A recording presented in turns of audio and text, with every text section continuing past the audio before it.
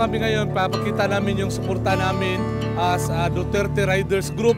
Pinapakita namin suporta namin kay Sap Bongo.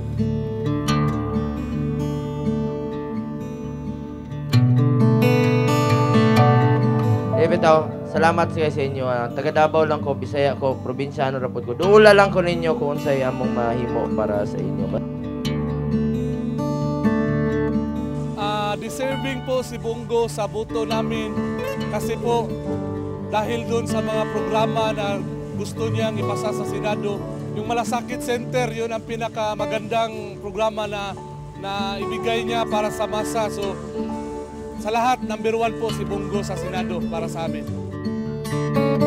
Ang bugat kayo ng utang kabubuton. So dako kayo ang pasalamat ni Presidente Duterte sa inyo mga Bisaya, labo na diri sa Cebu. Sa inyong tabang tong niaging 2016 ug sa inyong padayon nga pagsuporta sa ako. Salamat kayo. Di gyud nako na makalimtan. Bugat kayo sa kuang utang kabubuton sa amo ni Presidente Duterte. Dahil nakita ho namin na kaya niyang tulungan kaming mga mahihirap. Hindi lang kaming mga mahihirap, kundi lahat ng mga tao na kailangan ng tulong ng isang Senado na katulad niya.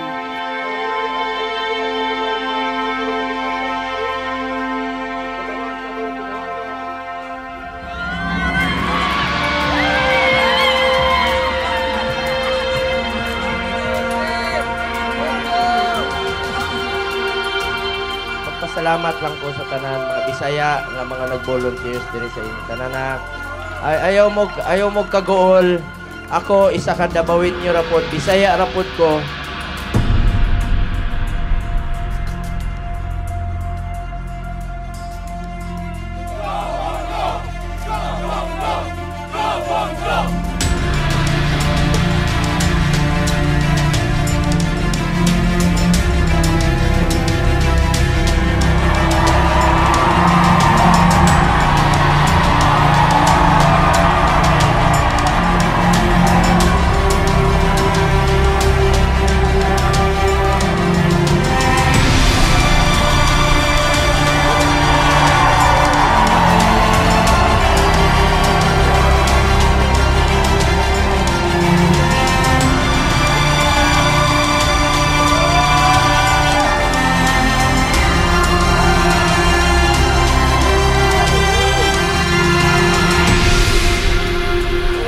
Wala may lain pangandoy sa Pilipino kundi kaayuhan sa tanan. Tungod gihigugma namo amo ang kaigsuon.